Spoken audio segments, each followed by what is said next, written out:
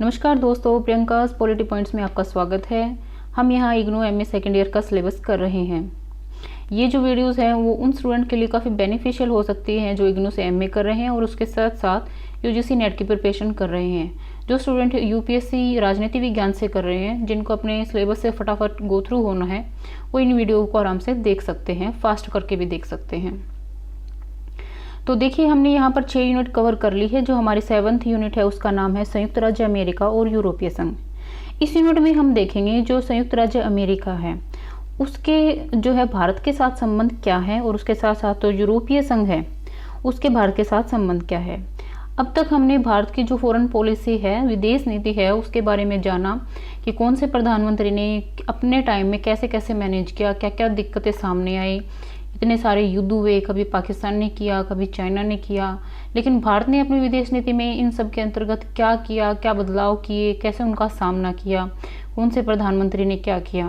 देखिए, 5th और 6th जो चैप्टर हैं उसमें काफ़ी सारे जो डेट्स दी गई हैं, जैसे कि 1971 में इंडो पाक जो वॉर हुआ था और 1962 में चाइना के साथ युद्ध हुआ, और उसके अलावा बहुत सारी तारीखें हैं। मेरे हिसाब से वो हमें नोट कर लेनी चाहिए, क्योंकि जो प्रीवियस पेपर हैं यूजीसी नेट के, उनमें मैंने काफ़ी बार नोट किया है कि जो जैसे हमें मिलान के लिए क्वेश्चन दे दिए जाते हैं। एक साइड हमारी जो तारीखें होती हैं कि कौन कौन से तारीख में इसके साथ युद्ध हुआ, ये जो इवेंट है कब हुआ, ये कब हुआ, तो थोड़ा सा हम नोट कर लेंगे तो रिविज़न के टाइम हमें दिक्कत नहीं होगी। तो चलिए इस चैप्टर को हम शुरू कर देते हैं। जो हमारी 7th जो यूनिट है, देखते हैं इसमें क्या है। सबसे पहले प्रस्तावना अगर हम देखेंगे तो प्रस्तावना से हम जानते हैं कि हम पूरी इकाई में क्या पढ़ने वाले हैं। तो चलिए देख लेते हैं कि आज के अंतर्राष्ट्रीय स्थिति में विश्व की अनेक बड़ी शक्तियों में अमेरिका और यूरोपीय संघ का विशिष्ट स्थान है। सोवियत संघ के विघटन के बाद अमेरिका विश्व की एकमात्र महाशक्ति है। देखिए, ये क्वेश्चन भी बहुत बार आया हुआ है कि जो आज का जो विश्व है वो कैसे जाना जाता है, तो एकल ध्रुवीय जाना जाता है। एकल ध्रुवीय का क्या मतलब हुआ, यहाँ पे ये मतलब है कि जो अमेरिका है वो पूरे विश्व में क्या है, सुपर पावर है। तो यहाँ से ये क्वेश्चन क्लियर हो जाता है। ऐसे ही हमें छोटी छोटी बातें जो है नोट करते चले जाना है। इसलिए मैं कह रही हूँ कि जो हम सुन रहे हैं उसको ध्यान से अगर सुन भी लेंगे तो भी हम क्या है एग्जाम आराम से क्या है क्वालिफाई कर सकते हैं। इसके पास ऐसी सैनिक क्षमताएं हैं जिससे वह समूचे संसार को नष्ट कर सकता है। साथ ही यह विश्व का सबसे संपन्न राष्ट्र है। यूरोपीय संघ विश्व के सबसे बड़े आर्थिक गुटों में से एक है। इसकी सामूहिक आर्थिक सत्ता अमेरिका की अर्थव्यवस्था के बराबर है। देखिए, अमेरिका जो यूएसए है उसमें कम देश आते हैं, फिर भी वो ज़्यादा संपन्न है। जो यूरोपियन संघ है उसमें ज़्यादा कंट्रीज आती है, लेकिन वो छोटे छोटे कंट्री है, फिर भी उनकी जो आर्थिक जो स्थिति है वो काफ़ी मजबूत है, जो अमेरिका के इक्वल है। इसकी सामूहिक आर्थिक सत्ता अमेरिका की अर्थव्यवस्था के बराबर है। इसके 2 सदस्य हैं, इंग्लैंड और फ्रांस परमाणु शक्तियां हैं। इस प्रकार सैद्धांतिक दृष्टि से यूरोपीय संघ के पास सैनिक क्षमता और आर्थिक संपन्नता दोनों हैं। एक महत्वपूर्ण पहलू यह भी है कि यूरोपीय संघ के कई सदस्य देश उत्तर एटलांटिक संधि, जिसको हम नाटो कहते हैं, के सदस्य भी हैं। ये बातें हमें नोट करनी है कि कौन से देश किस में हैं, कौन से ग्रुप में हैं, किस कारण से कौन से ग्रुप में है। ये सारी बातें हमारे एग्जाम और पॉइंट ऑफ व्यू से काफ़ी इंपॉर्टेंट है। तो चलिए अब हम इसकी सीधी रीडिंग लेंगे, बीच बीच में ये सब बातें नहीं करते हुए, ठीक है। भारत और अमेरिका के बीच रिश्ते वैसे सद्भावपूर्ण नहीं रहे जैसे कि विश्व के 2 महान लोकतांत्रिक देशों के बीच होने चाहिए। फिर भी 20वीं शताब्दी के समाप्ति के बाद से दोनों देश एक दूसरे के करीब आए। हालांकि पाकिस्तान के प्रति अमेरिका का झुकाव अब भी बरकरार है, जबकि भारत हर संभव प्रयास करने के बावजूद पाकिस्तान के साथ सामान्य दोस्ताना रिश्ते कायम नहीं कर पाया है। भारत ने यूरोपीय संघ के साथ धीरे धीरे करीबी और मैत्रीपूर्ण संबंध विकसित कर लिए हैं। दोनों देशों ने आपसी व्यापार बढ़ाने में दिलचस्पी दिखाई है। जून 2000 के शुरू में हुई भारत यूरोपीय संघ शिखर बैठकों के बाद भारत और यूरोपीय संघ के बीच आर्थिक तथा राजनीतिक संबंधों के विस्तार में और मजबूती आने की आशा है। इस इकाई में अमेरिका के साथ भारत के घटनापूर्ण रिश्तों और यूरोपीय संघ तथा इस आर्थिक गुट के अलग अलग सदस्य देशों के साथ भारत के बढ़ते हुए सहयोग का विश्लेषण किया गया है। अब हम नजर डालेंगे कि जो अमेरिका के साथ भारत के संबंध किस प्रकार के हैं। भारत और अमेरिका को विश्व का क्रमशः सबसे बड़ा और सबसे शक्तिशाली लोकतंत्र माना जाता है। इसलिए इन 2 देशों के बीच संबंधों को विभिन्न देशों के बीच रिश्तों की एक दिलचस्प मिसाल के रूप में देखा जाता है। इन संबंधों का एक और महत्वपूर्ण पहलू यह भी है कि भारत की गिनती विश्व की प्राचीनतम सभ्यताओं में से की जाती है, जबकि अमेरिका अपेक्षाकृत नई सभ्यता है। परंतु शासन व्यवस्था के अनुभव की दृष्टि से अमेरिका भारत के मुकाबले काफ़ी पुराना है। 1947 में जब भारत ने स्वतंत्र राष्ट्र के रूप में जन्म लिया, तब तक अमेरिका 150 साल की उम्र पार कर चुका था। यही नहीं, भारत की स्वतंत्रता प्राप्ति तक यह विश्व की महाशक्ति भी बन चुका था। इस प्रकार सभ्यता, शासन व्यवस्था और सत्ता संचालन जैसे पहलुओं को देखते हुए विश्व इतिहास की जटिलतम द्विपक्षीय संबंधों को भारत और अमेरिका के बीच संबंधों में शामिल किया जा सकता है। स्वतंत्रता के बाद भारत ने न केवल दो शक्तिशाली गुटों में से किसी भी गुट में शामिल नहीं होने का फैसला किया, बल्कि गुट निरपेक्षता की नीति भी अपना ली। अमेरिका ने जब भी सैनिक गुटों तथा सुरक्षा गठबंधनों के गठन को बढ़ावा दिया, भारत ने उसका विरोध किया। भारत दक्षिण पूर्व एशिया संधि संगठन सीएटो और मध्य संधि संगठन सेंटो के गठन का विशेष रूप से आलोचक रहा है। पाकिस्तान इन दो संगठनों का सक्रिय सदस्य रहा है और इन संगठनों के कारण शीत युद्ध भारत के द्वार तक आ गया है। तो देखिए, जहां भारत आलोचना करता है, पाकिस्तान वहाँ डेफिनेटली इसकी फेवर करता हुआ मिलेगा। ये बात हमारी अंडरस्टूड ही है, क्योंकि इन्होंने हमेशा अपोजिट चलना होता है। विश्व में अनेक घटनाओं तथा सशस्त्र संघर्षों के बारे में अमेरिकी दृष्टिकोण गठबंधन राजनीति से प्रेरित रहा और भारतीय सोच का आधार गुटनिरपेक्ष नीति रही। इसलिए इस तरह के अधिकतर मुख्य मुद्दों पर भारत और अमेरिका का रवैया अलग अलग रहा। उपनिवेशिक क्षेत्रों में उपनिवेशों का खात्मा, कोरियाई युद्ध, वियतनाम युद्ध, स्वेज नहर संकट, हंगरी संकट, चेकोस्लोवाकिया संकट, संयुक्त राष्ट्र में चीन की सदस्यता जैसे मसलों पर भारत और अमेरिका के बीच शीत युद्ध संबंधी मतभेद विशेष रूप से मुखर और जोरदार ढंग से सामने आए। भारत की राष्ट्रीय सुरक्षा से जुड़े सवालों पर भी भारत और अमेरिका के बीच गंभीर मतभेद रहे। ये थे कश्मीर समस्या, पाकिस्तान को अमेरिकी शस्त्रों की बिक्री और परमाणु मसले। देखिए, कश्मीर समस्या के बारे में जानते हैं कि इसको लेकर भारत और अमेरिका के बीच क्या मतभेद रहे थे। 1947 में पाकिस्तान की शह पर जब भारत आज़ाद हुआ था, उसके थोड़े दिन बाद ही पाकिस्तान की शह पर कश्मीर पर हुए कबायलियों के हमले से कश्मीर समस्या शुरू हो गई। भारत और पाकिस्तान के बीच पहली लड़ाई भारत की आज़ादी के तत्काल बाद ही उस समय छिड़ी, जब कश्मीर के महाराजा कश्मीर के भारत में विलय पर सहमत हो गए और उन्होंने भारत से सैनिक सहायता का अनुरोध किया। अमेरिका ने पाकिस्तानी हमले को नहीं पहचाना। भारत और पाकिस्तान दोनों पर हथियारों का प्रतिबंध लागू कर दिया और संयुक्त राष्ट्र के उस प्रस्ताव का समर्थन किया जिसमें हमले की निंदा नहीं की गई। भारत ने शिकायत की कि अमेरिका ने अपनी नीति के जरिए आक्रामक और आक्रांत को एक तराजू पर तोला है। 1965 में पाकिस्तान के दूसरे आक्रमण के समय भी अमेरिका ने इसी तरह का रवैया अपनाया। 1971 में तीसरे भारत पाक युद्ध के दौरान पाकिस्तान की ओर से अमेरिका का झुकाव भारत के प्रति शत्रुता का कृत्य था, परंतु लड़ाई में भारत की विजय के बाद अमेरिका शिमला समझौते का समर्थन करने लगा, जिसमें आपसी बातचीत से समस्या को हल करने की बात कही गई थी।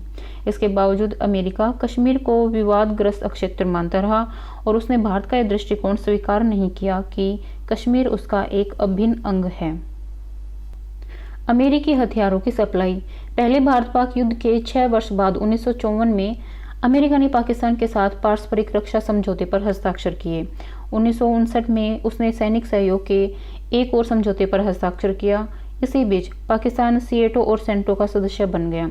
इसके फलस्वरूप पाकिस्तान को अमेरिका से लाखों डॉलर सैनिक सहायता के रूप में मिले।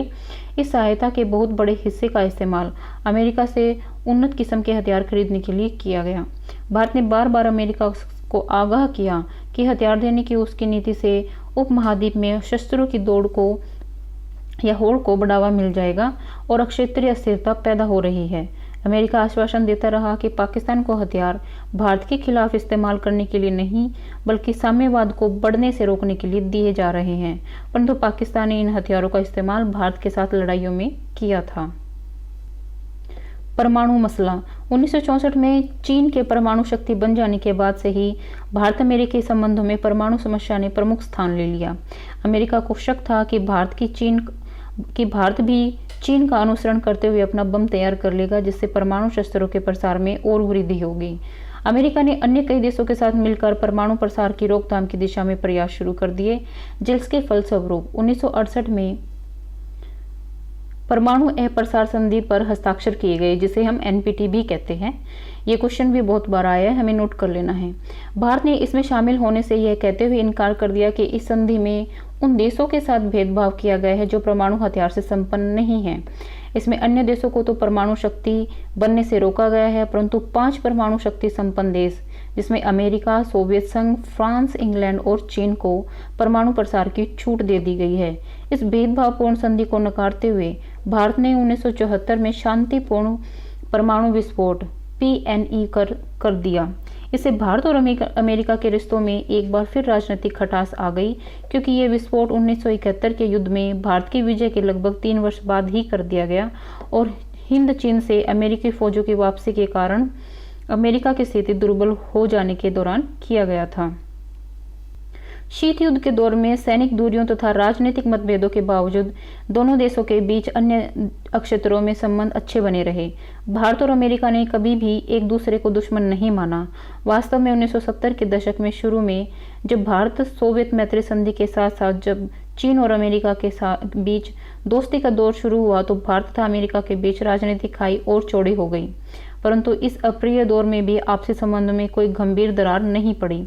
शीत युद्ध के वर्षों में भी भारत को सूखे तथा अकाल के दौरान खाद्य सहायता और सांकेतिक आर्थिक सहायता भी मिली। हालांकि अमेरिका ने कभी कभी खाद्य सहायता को राजनीतिक हथियार के रूप में इस्तेमाल किया ताकि भारत में असंतोष पैदा हो, लेकिन इससे कोई संदेह नहीं कि भारत का इस अमेरिकी सहायता से फायदा भी हुआ था। अब देखते हैं कि शीत युद्ध के दौर में संबंधों का जो विकास है वो किस प्रकार हुआ। एक स्वतंत्र राजनीतिक इकाई के रूप में अंतर्राष्ट्रीय समुदाय में भारत का प्रवेश और विश्व की तत्कालीन 2 महाशक्तियों अमेरिका तथा सोवियत संघ के बीच शीत युद्ध का प्रारंभ लगभग एक साथ ही हुआ। दोनों शक्तियों में विश्व भर में अपना प्रभाव फैलाने की होड़ छिड़ी तो भारत के सामने एक कठिन प्रश्न खड़ा हो गया कि वह शीत युद्ध में किसका साथ दे। प्रधानमंत्री जवाहरलाल नेहरू ने किसी का भी पक्ष लेने से इनकार किया और गुटनिरपेक्षता की नीति की घोषणा की। इस नीति ने शीत युद्ध के नैतिक आधार को चुनौती दी और शीत युद्ध की रोकथाम की मांग भी की और ऐसा रवैया अपनाने का रास्ता चुना जिससे भारत, अमेरिका और सोवियत संघ दोनों के साथ मैत्रीपूर्ण संबंध बनाए रखे। इसके बावजूद अमेरिका ने भारत की नीति को पसंद नहीं किया। उसने पाकिस्तान का साथ दिया और भारत विरोधी रुख अपनाया। शीत युद्ध की समाप्ति के बाद क्या हुआ? हालांकि 1980 के दशक के मध्य में भूतपूर्व सोवियत संघ में गोर्बाचोव के सत्ता में आने के समय से ही शीत युद्ध में ढिलाई आने लगी, परंतु दिसंबर 1991 में सोवियत संघ के बिखरने के साथ शीत युद्ध पूरी तरह से समाप्त हो गया।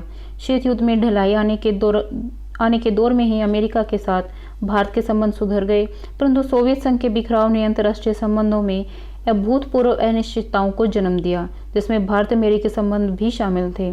जब अमेरिका विश्व की एकमात्र महाशक्ति के रूप में उभरा तो उसे उस समय साफ लग रहा था कि वह विश्व संबंधों में भारी बदलाव के उस दौर में भारत के साथ अपने संबंधों पर ध्यान नहीं दे पाएगा। कुछ विशेषज्ञों की राय भी थी कि शीत युद्ध के दिनों में दक्षिण एशिया कम प्राथमिकता वाला क्षेत्र था और ऐसी कोई संभावना नहीं है कि शीत युद्ध के बाद के दौर में के नए संदर्भों में इसे कोई ऊंची प्राथमिकता मिल पाएगी। वास्तव में जब बिल क्लिंटन शीत युद्ध के बाद के युग के पहले अमेरिकी राष्ट्रपति बने तो भारत को लगा कि अमेरिका के साथ उसके संबंध अनिश्चितता के दौर में पहुंच गए हैं। नए विदेश सह मंत्री रॉबिन रफाल ने, जो दक्षिण एशिया के प्रभारी थे, कश्मीर के भारत में विलय की वैधता को चुनौती देकर भारत अमेरिकी संबंधों में नई दरारें खड़ी कर दी। यही नहीं, अमेरिका ने ओमनीबस ट्रेड एक्ट की सुपर 301 धारा के अंतर्गत भारत को वाणिज्य विभाग की निगरानी सूची में डाल दिया। तब भारत के लिए संतोष की एकमात्र बात यह थी कि शीत युद्ध के बाद की परिस्थितियों में अमेरिका के लिए चीन और पाकिस्तान दोनों का सामरिक महत्व समाप्त हो गया था। अब तक हमने देखा कि भारत और अमेरिका के जो संबंध है वो कुछ ठीक नहीं थे और उनका जो मुख्य कारण था वो भारत और जो पाकिस्तान है और चाइना है, उन दोनों का भारत के साथ जो इंटरफेयर है वो मुख्य रूप से रहा। लेकिन जैसे ही शीत युद्ध की समाप्ति हुई, जो भारत के विदेशी संबंध है अमेरिका के साथ, उनमें कुछ परिवर्तन हुए। तो परिवर्तनों की शुरुआत हुई, देखते हैं कैसे हुई। जब क्लिंटन सरकार सोवियत संघ के बिखराव से उत्पन्न विश्व स्थितियों से निपटने में व्यस्त थी तो अमेरिकी नीति निर्धारकों का ध्यान भारत अमेरिकी संबंधों के बारे में नई दृष्टि विकसित करने की तरफ गया। एशिया सोसाइटी और Carnegie endowment for international peace ने ऐसी रिपोर्टें प्रस्तुत की जिसमें भारत और अमेरिका के बीच गहरे तथा सहयोगपरक संबंध विकसित करने की आवश्यकता पर बल दिया गया। दो घटनाओं ने अमेरिका की भारत नीति को प्रभावित किया। पहली यह कि सोवियत संघ के बिखराव से कुछ ही महीने पहले भारत ने आर्थिक उदारीकरण का सूत्रपात किया। आर्थिक खुलेपन के कारण विदेशी व्यापारी समुदाय के लिए विशाल मध्यम वर्ग वाले भारतीय बाजार का आकर्षण काफी बढ़ गया। दूसरी घटना थी कि शीत युद्ध के बाद के अमेरिका की विदेश नीति प्रयासों में राष्ट्रपति क्लिंटन का आर्थिक मुद्दों पर बल देना। इस समूचे घटनाक्रम की पृष्ठभूमि में अमेरिकी वाणिज्य विभाग ने विकासशील विश्व के ऐसे 10 उभरते हुए बड़े बाजारों की पहचान की जिनके साथ अमेरिका अपने व्यापार और निवेश में वृद्धि कर सके। प्रधानमंत्री नरसिंह राव ने अमेरिका के साथ भारत के संबंधों को नया रूप देने की दिशा में पहल की और मई 1994 में वाशिंगटन की यात्रा की। उनकी इस यात्रा के दौरान आर्थिक मुद्दे छाए रहे और उन्होंने भारत और अमेरिका के बीच व्यापार एवं निवेश के क्षेत्र में सहयोग बढ़ाने का आह्वान किया। नवंबर 1994 में अमेरिका के वाणिज्य उपमंत्री जेफरी गार्टन भारत आए और अमेरिकी वाणिज्य मंत्री की भारत यात्रा का आधार तैयार किया। जनवरी 1995 के तीसरे सप्ताह में अपनी भारत यात्रा के दौरान वाणिज्य मंत्री रोनाल्ड ब्राउन ने वाणिज्य मंत्री श्री प्रणब मुखर्जी के साथ दोनों देशों के बीच वाणिज्य गठबंधन बनाने के एक सहमति पत्र पर हस्ताक्षर किए। इसका उद्देश्य दोनों देशों के बीच गहरे व्यापारिक संबंध बनाने के लिए विचार विमर्श का विशाल मंच प्रदान करना था। श्री ब्राउन के साथ 25 बड़ी अमेरिकी कंपनियों के मुख्य कार्यकारी अधिकारी भी यहां आए, जिन्होंने 4 दिन के अपने प्रवास के दौरान भारत के साथ गहरा व्यापारिक समझौते किए। इसके बाद वे आर्थिक पहलुओं के आधार पर भारत और अमेरिका के एक दूसरे के करीब आते रहे हैं। अमेरिका न केवल भारत में पूंजी निवेश का सबसे बड़ा स्रोत बन गया है, बल्कि भारत से सबसे अधिक निर्यात भी अमेरिका का ही हो रहा है। अब देखते हैं रक्षा सहयोग। शीत युद्ध के बाद के दौर के भारत अमेरिकी संबंधों में सबसे महत्वपूर्ण परिवर्तन है दोनों देशों के बीच रक्षा सहयोग में वृद्धि। शीत युद्ध के दिनों में इस तरह के सहयोग की बात करना संभव भी नहीं था। इस दिशा में पहली उल्लेखनीय उपलब्धि थी 1995 के शुरू में अमेरिकी रक्षा मंत्री विलियम पेरी की भारत यात्रा। उन्होंने भारत के रक्षा मंत्री के साथ रक्षा सहयोग के एक समझौते पर हस्ताक्षर किए, जिससे शीत युद्ध के बाद की अनिश्चितताओं से निपटने के लिए आपसी सुरक्षा सहयोग का मार्ग प्रशस्त हुआ। यद्यपि इसमें किसी गठबंधन का संकेत नहीं हुआ, परंतु इससे कम से कम सैद्धांतिक तौर पर एक ऐसे क्षेत्र में सहयोग का रास्ता खुला जो अब तक निषिद्ध था। अमेरिकी पाकिस्तानी सामरिक मतभेदों की पृष्ठभूमि यह समझौता उपमहाद्वीप की सुरक्षा स्थिति में एक महत्वपूर्ण कदम था। पाकिस्तान 1990 से प्रेसलर संशोधन के अंतर्गत हथियारों की खरीद पर प्रतिबंध की मार झेल रहा था।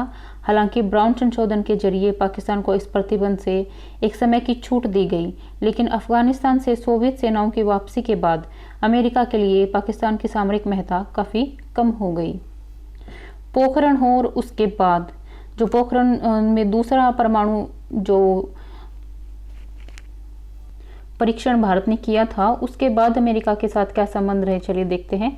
आर्थिक सहयोग में वृद्धि और रक्षा सहयोग की शुरुआत का अर्थ यह नहीं कि शीत युद्ध के बाद के युगों में दोनों देश के बीच कोई मतभेद नहीं रहा। कश्मीर मसला, जो कि पाकिस्तान समर्थित सीमा पार आतंकवाद के कारण अब और भी जटिल हो चुका है, भारत अमेरिका संबंधों में खलल डालता रहा। भारत चाहता था कि अमेरिका पाकिस्तान को आतंकवादी देश घोषित करे, परंतु अमेरिका ने अपने खुफिया विभागों और भारत सरकार द्वारा पर्याप्त सबूत पेश किए जाने के बावजूद भी ऐसा नहीं किया। दूसरी ओर अमेरिका सांसद कश्मीर में मानवाधिकारों के हनन का मामला उछालते रहे ताकि भारत में असंतोष पैदा किया जा सके। क्लिंटन सरकार द्वारा भारत और पाकिस्तान के लिए परमाणु कार्यक्रम बंद करने तथा प्रतिष्ठान बंद करने की नीति अपनाए जाने के कारण दोनों देशों के बीच परमाणु मसलों पर भी विवाद जारी रहा। भारत को अमेरिकी परमाणु अप्रसार नीति के बारे में मुख्य रूप से 4 आपत्तियां थी। पहली यह कि 1980 के दशक में परमाणु हथियार बनाने की अक्षमता प्राप्त करने की पाकिस्तानी कोशिशों के बारे में खुफिया रिपोर्टों के बावजूद अमेरिका ने पाकिस्तान को सैनिक और आर्थिक सहायता देना जारी रखा। जब प्रेसलर संशोधन लागू किया गया तब पाकिस्तान परमाणु शस्त्र क्षमता प्राप्त कर चुका था। संशोधन में यह व्यवस्था थी कि पाकिस्तान को अमेरिकी सहायता जारी किए जाने से पहले अमेरिका के राष्ट्रपति यह प्रमाणित करे कि पाकिस्तान परमाणु हथियार या परमाणु शस्त्र टेक्नोलॉजी प्राप्त करने का इच्छुक नहीं है। इसके अलावा क्लिंटन सरकार ने ही ब्राउन संशोधन पारित किया, जिसके जरिए प्रेसलर संशोधन को कमजोर कर दिया गया और परमाणु प्रसार करने वाले देशों को लाभ पहुंचाया गया। भारत ने अमेरिका पर WMD कार्यक्रमों में भारत पाकिस्तान के सहयोग को देखते हुए निष्क्रिय बने रहने का भी आरोप लगाया। दूसरी आपत्ति यह है कि अमेरिका ने पाकिस्तानी परमाणु कार्यक्रम के प्रति ढिलाई दिखाते हुए भी भारत के स्वदेशी परमाणु एवं प्रेक्षापात्र कार्यक्रम के बारे में कड़ा रुख दिया। तीसरी शिकायत यह थी कि अमेरिका ने कई बार दक्षिण एशियाई परमाणु समस्या के बारे में चीन के साथ सुर मिलाकर बात की, जबकि भारत का मानना था कि चीन के परमाणु हथियार इस क्षेत्र में परमाणु प्रसार समस्या का हिस्सा थे। अंतिम आपत्ति यह थी कि अमेरिका एक सच्ची पक्षताहीन व्यापक परमाणु परीक्षण प्रतिबंध संधि का समर्थन करने की भारत की निष्ठा को समझने में असफल रहा। उसने अन्य बातों के साथ साथ भारत के परमाणु कार्यक्रम पर निशाना साधने के लिए एक बार फिर भेदभावपूर्ण संधि तैयार करने का प्रयास किया। अमेरिका की भेदभावपूर्ण परमाणु अप्रसार नीति और चीन तथा परमाणु शस्त्र कार्यक्रमों के बारे में चीन तथा पाकिस्तान के बीच बढ़ते सहयोग के कारण भारत के सुरक्षा वातावरण के परमाणुकरण के बीच भारत ने मई 1998 में कुछ परमाणु परीक्षण किए। पोखरण 2 के नाम से जाने वाले इस परमाणु परीक्षणों से दक्षिण एशिया में खुले परमाणु युग का सूत्रपात हो गया, क्योंकि पाकिस्तान ने भी भारत के पद चिन्हों पर चलते हुए अपने अनेक परमाणु परीक्षण कर दिए। अमेरिका ने परमाणु परीक्षणों को लेकर व्यापक प्रतिबंधों की घोषणा की और भारत अमेरिकी संबंधों पर फिर से काले बादल मंडराने लगे। हालांकि भारत ने ऐलान कर दिया कि वह अब कोई और परमाणु परीक्षण नहीं करेगा, परंतु अमेरिका ने भारत पर परमाणु अप्रसार संधि NPT तथा व्यापक परमाणु परीक्षण निषेध संधि CTBT पर हस्ताक्षर करने के लिए दबाव जारी रखा। अब नई जो सहस्त्राब्दी में जो संबंध है भारत और अमेरिका के, वो कैसे रहे चलिए देखते हैं। भारत अमेरिकी संबंधों पर छाए काले बादल अधिक समय तक मौजूद नहीं रह पाए। क्लिंटन प्रशासन ने जल्द ही महसूस कर लिया कि उपमहाद्वीप में उभरी परमाणु स्थिति को पहले जैसी स्थिति में नहीं लिया जा सकता। अमेरिकी प्रतिबंध, एशियाई अर्थव्यवस्थाओं में गिरावट और विश्वव्यापी मंदी का दौर भी भारतीय अर्थव्यवस्था के उछाल को नहीं रोक पाए। अमेरिका को आर्थिक रूप से जीवंत, लोकतांत्रिक आधार पर स्थिर और सैनिक दृष्टि से शक्तिशाली भारत को अपने साथ रखने में लाभ दिखाई दिया। राष्ट्रपति बिल क्लिंटन ने 2000 में भारत की यात्रा की और दोनों देशों के बीच नए संबंधों की आधारशिला रखी। 1999 के मध्य में भारत और पाकिस्तान के बीच हुए कारगिल युद्ध के बारे में अमेरिकी दृष्टिकोण से भारत अमेरिकी रिश्तों में एक और बाधा दूर हो गई और राष्ट्रपति श्री बिल क्लिंटन का भारत में खुले दिल से स्वागत किया गया। भारत ने पाकिस्तान पर 1999 में कश्मीर के कारगिल क्षेत्र में अपनी आक्रामक कार्रवाई बंद करने के लिए क्लिंटन के दबाव की सराहना की और अमेरिका ने भारत के परमाणु शक्ति होने के बावजूद नियंत्रण रेखा को पार न करके संयम बरतने तथा कारगिल युद्ध में जिम्मेदारी भरा आचरण करने के लिए भारत की सराहना की। क्लिंटन ने इस क्षेत्र की यात्रा के दौरान भारत में 5 दिन तथा पाकिस्तान में सिर्फ 4 घंटे बिताकर यह जता दिया कि नई सहस्त्राब्दी में अमेरिका किसे अधिक महत्व देगा। क्लिंटन की यात्रा के दौरान दोनों देशों के बीच अनेक समझौतों पर हस्ताक्षर हुए और सबसे महत्वपूर्ण घटनाओं में से यह एक थी कि संयुक्त वक्तव्य जारी होना, जिससे संबंधों की भावी जो कल्पना है शामिल थी। बिल क्लिंटन चूंकि राष्ट्रपति के रूप में अपने कार्यकाल के अंतिम चरण में भारत आए थे, इसलिए कुछ विशेषज्ञों ने आशंका प्रकट की कि अगले राष्ट्रपति चुनाव के बाद भारत अमेरिकी संबंध फिर से अनिश्चितता के दौर में पहुंच जाएंगे। परंतु जैसा कि इतिहास साक्षी है, 2000 के राष्ट्रपति चुनाव में रिपब्लिकन उम्मीदवार जॉर्ज W. बुश की विजय के बाद भारत अमेरिकी रिश्ते नई बुलंदियों को छूने लगे। राष्ट्रपति बुश ने चीन को सामरिक प्रतिद्वंदी और भारत को लोकतांत्रिक सामरिक सहयोगी माना। उनकी राय में भारत एक प्रमुख विश्व शक्ति और 21वीं शताब्दी में एशियाई तथा अंतर्राष्ट्रीय स्थिरता की दिशा में भारत अमेरिकी संबंधों की महत्वपूर्ण भूमिका रहेगी। राष्ट्रीय प्रेक्षापात्र रक्षा, ये मिसाइल इसको हम कह सकते हैं, राष्ट्रीय मिसाइल सुरक्षा NMD की बुश की अवधारणा के प्रति भारत के त्वरित समर्थन ने समूचे विश्व को चौंका दिया, परंतु इससे भारत और अमेरिका के बीच अधिक गहरे सामरिक संबंधों ने जन्म लिया। अब देखते हैं कि 11 सितंबर और उसके बाद क्या हुआ। 11 सितंबर 2001 की बात है, जब भारत अमेरिकी संबंध सुधर रहे थे और बुश सरकार भारत पर लगाए गए परमाणु प्रतिबंध हटाने वाला था तथा साथ ही अमेरिका और पाकिस्तान के बीच दूरी बढ़ रही थी, तो 11 सितंबर 2001 को अमेरिका पर आतंकवादी हमले ने समूची दुनिया को दहला दिया। भारत ने आतंकवाद के खिलाफ अमेरिकी लड़ाई के प्रति बिना शर्त समर्थन की घोषणा की, परंतु जब बुश ने अंतर्राष्ट्रीय आतंकवाद के खिलाफ संघर्ष में पाकिस्तान को अग्रणी देश बना दिया, तो भारत और अमेरिका के बीच भावी संबंधों को लेकर फिर से आशंकाएं प्रकट की जाने लगी। भारत ने आतंकवादी हमलों में वृद्धि, विशेषकर अक्टूबर 2001 में जम्मू कश्मीर विधानसभा और 13 दिसंबर 2001 को भारतीय संसद पर हमले के पाक समर्थित आतंकवादियों के असफल प्रयास के बाद भारत अमेरिकी संबंधों में कड़वाहट पैदा हो गई। अमेरिका आतंकवाद के खिलाफ संघर्ष में पाकिस्तान के सहयोग को महत्वपूर्ण मानता रहा और उसे भारत के विरुद्ध सीमा पर आतंकवाद का समर्थन करने से रोक पाने में असफल रहा। 13 दिसंबर की घटना के बाद सीमा पर भारत और पाकिस्तान द्वारा सेनाओं की तैनाती तथा अमेरिका द्वारा भारत पाक वार्ता पर बल दिए जाने का भारत में यह अर्थ लगाया गया कि अमेरिका आतंकवाद से निपटने में दोहरे मानदंड अपना रहा है। इसी बीच भारत ने पाकिस्तान और भारत के बीच बस, रेल और वायु यातायात को रद्द कर दिया, परंतु कश्मीर में सीमा पार आतंकवाद पर विश्व समुदाय का ध्यान आकर्षित करने के बाद भारत ने सेनाओं को हटा लेने और सीमा के आसपास स्थिति सामान्य बनाने का फैसला किया। इस नीति से उपमहाद्वीप में पूर्ण युद्ध छिड़ने और उसके परमाणु युद्ध में बदलने के खतरे के बारे में अमेरिका की चिंता भी दूर हो गई। इराक घटनाक्रम, जिसमें अमेरिका ने इराक में सैनिक हस्तक्षेप किया, से भी भारत अमेरिकी संबंधों में राजनीतिक व्यवधान आया। इराक में युद्ध समाप्त करने और वहां से गठबंधन सेनाएं हटाने की मांग करने वाले भारतीय सर्वसम्मत प्रस्ताव को भी अमेरिका ने सही नहीं माना। बाद में भारत ने इराक में स्थिरता लाने के प्रयासों के सिलसिले में अपनी फौजें भेजने से यह कहते हुए इनकार कर दिया कि उसके लिए संयुक्त राष्ट्र की ओर से कोई अनुरोध नहीं किया गया है और भारतीय सेनाएं किसी अन्य यानी कि अमेरिका की कमान के अधीन काम नहीं कर सकती। भारत ने कहा कि वह संयुक्त राष्ट्र द्वारा कहे जाने की स्थिति में ही इस मसले पर विचार कर सकता है। अब तक हमने देखा है कि भारत और अमेरिका के संबंध किस प्रकार रहे, शीत युद्ध से पहले, शीत युद्ध के बाद। अब हम देखेंगे कि यूरोपीय संघ के साथ भारत के संबंध कैसे हैं। यूरोपीय संघ इस समय विश्व में सबसे सफल अक्षेत्रीय संगठनों में से एक है। ध्यान रखिए, ये क्या है? एक अक्षेत्रीय संगठन है। यह विश्व का सबसे बड़ा व्यापारिक गुट भी है, जो विश्व व्यापार के 5वें हिस्से के लिए जिम्मेदार है। यह विकासशील देशों के लिए सबसे बड़ा बाजार होने के साथ साथ विकास सहायता का प्रमुख स्रोत भी है।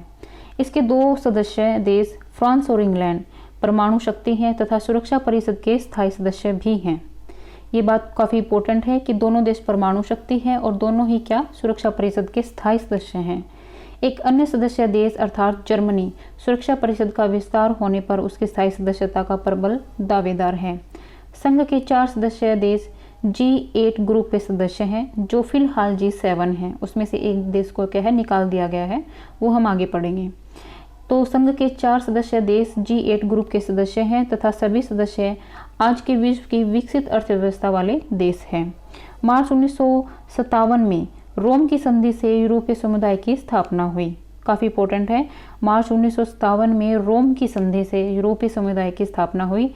यही लंबी प्रक्रिया के बाद अंततः यूरोपीय संघ में परिवर्तित हुआ। यूरोपीय संघ का जन्म यूरोपीय देशों के बीच व्यापारिक और यात्रा संबंधी बाधाएं दूर करने तथा समान मुद्रा अपनाने की इच्छा के फलस्वरूप हुआ।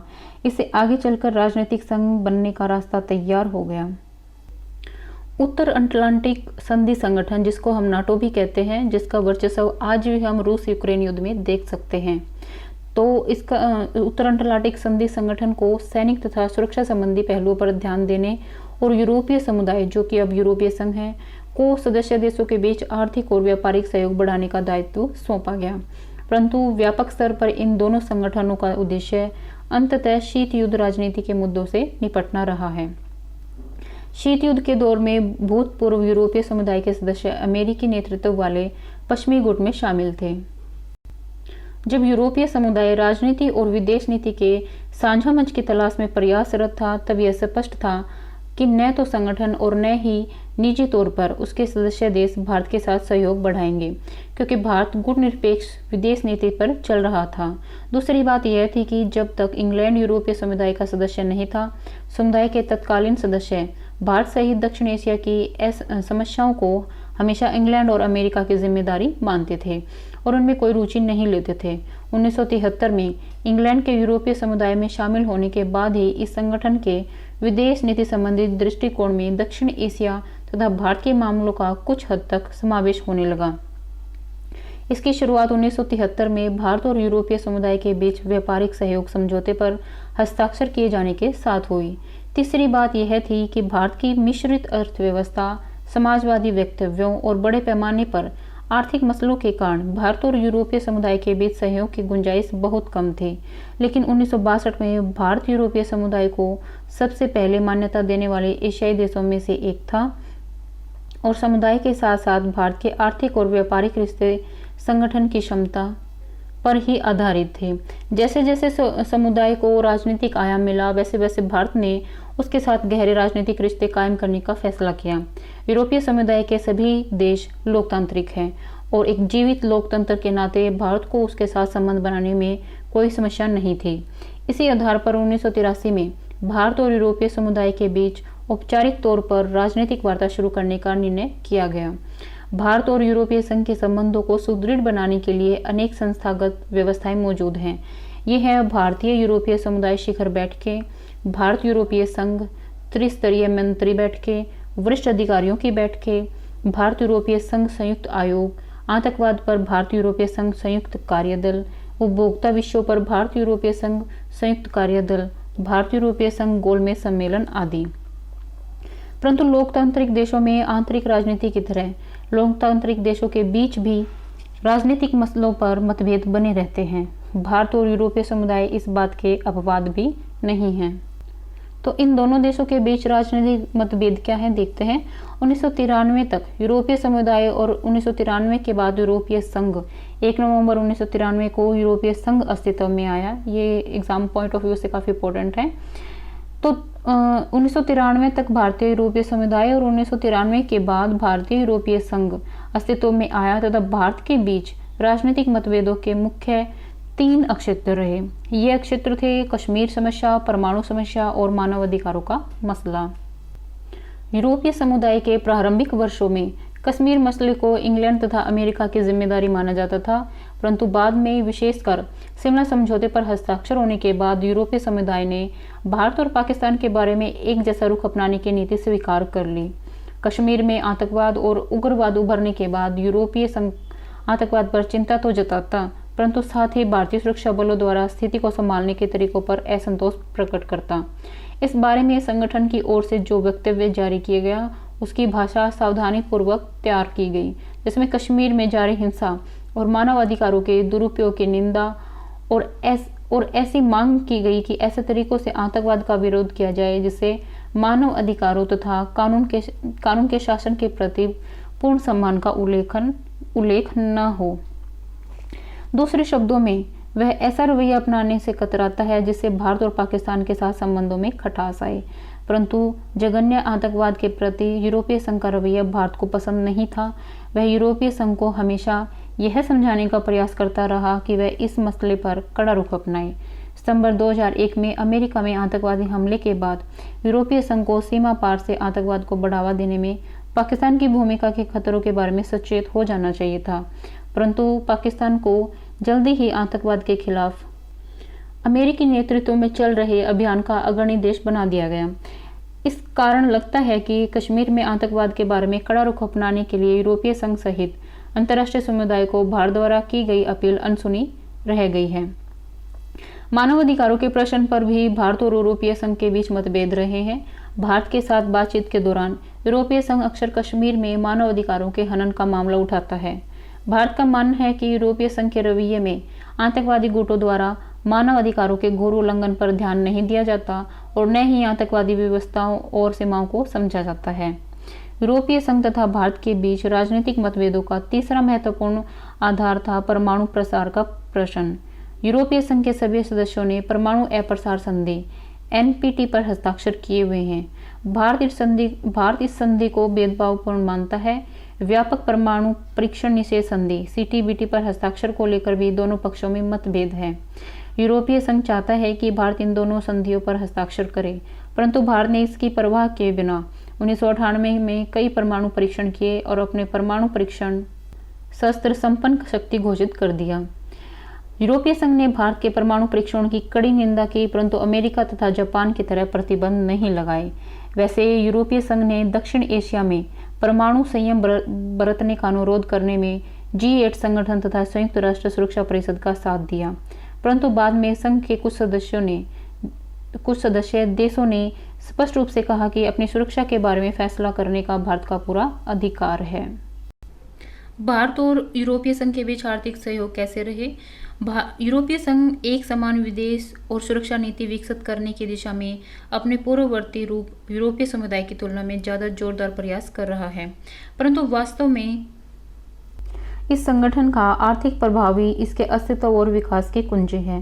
वैश्वीकरण की ओर बढ़ती दुनिया में राजनीति को अर्थनीति से अलग नहीं किया जा सकता और यूरोपीय संघ ने समझ लिया है कि शीत युद्ध के बाद के दौर में अपनी आर्थिक रणनीति में भी उसे और बड़ी राजनीतिक भूमिका निभानी होगी।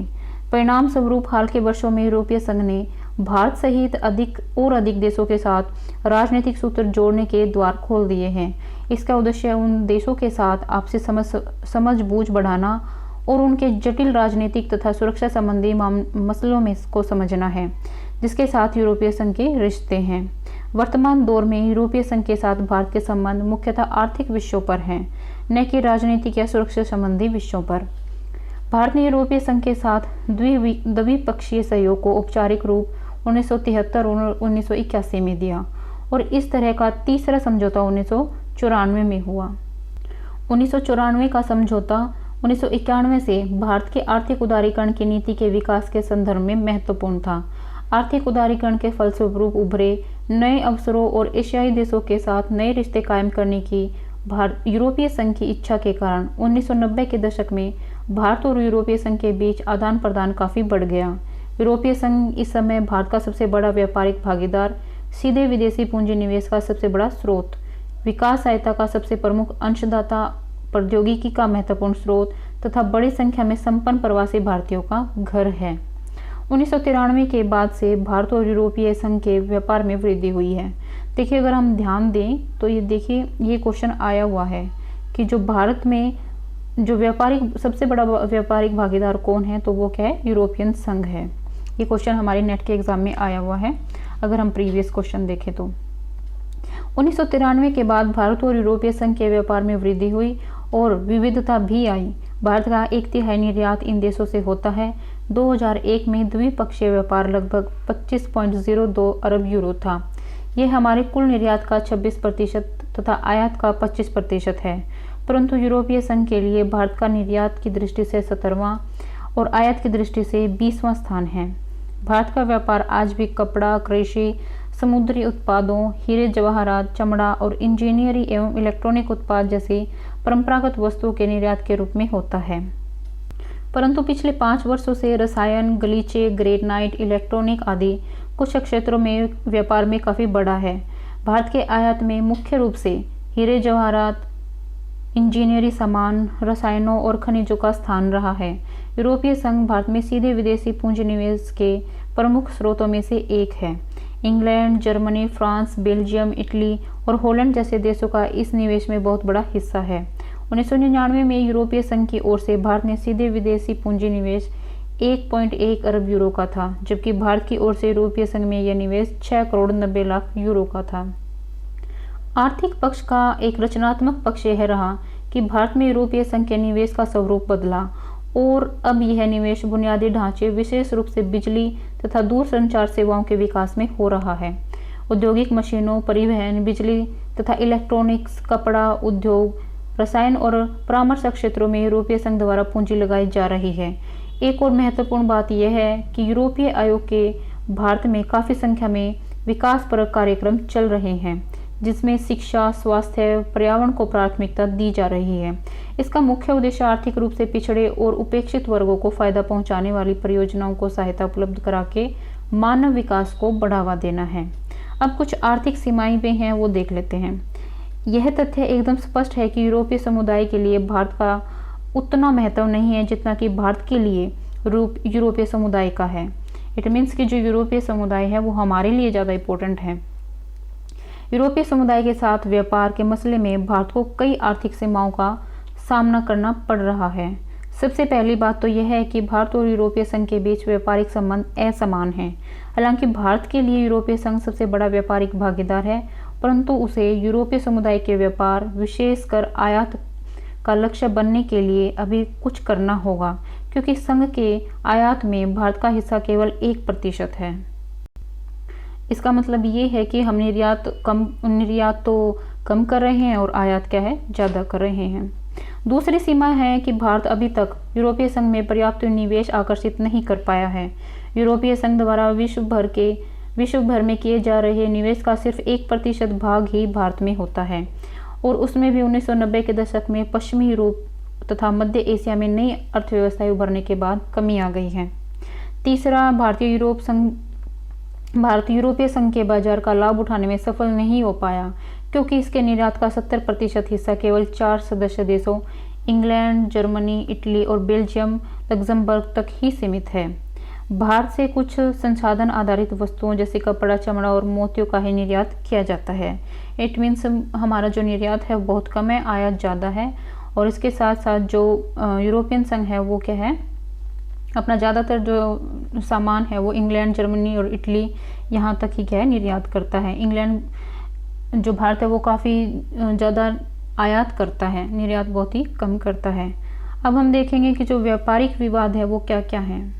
यूरोपीय संघ द्वारा लगाए गए कुछ प्रतिबंधों के कारण भी भारत को अपने निर्यात बाजार का विस्तार करने में दिक्कतें आ रही हैं।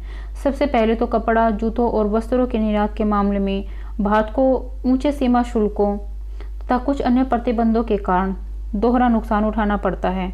पिछले कुछ समय से सीमा शुल्क संबंधी बाधाएं धीरे धीरे कम तो हो रही हैं, परंतु कई तरह से गैर सीमा शुल्क प्रतिबंध लगाकर संरक्षणवाद को बढ़ावा दिया जा रहा है। यूरोपीय संघ को निर्यात में भारत को स्वास्थ्य, स्वच्छता तथा पर्यावरण के मानकों के रूप में गैर सीमा शुल्क संबंधी प्रतिबंध झेलने पड़ते हैं। मल्टी फाइबर अरेंजमेंट MFA के अंतर्गत 1972 से भारतीय कपड़े पर मात्रा संबंधी प्रतिबंध लगे हुए हैं। हाल में तकनीकी मानकों तथा नियंत्रणों में अधिक तालमेल के नाम पर तकनीकी बाधाएं भी खड़ी की गई हैं।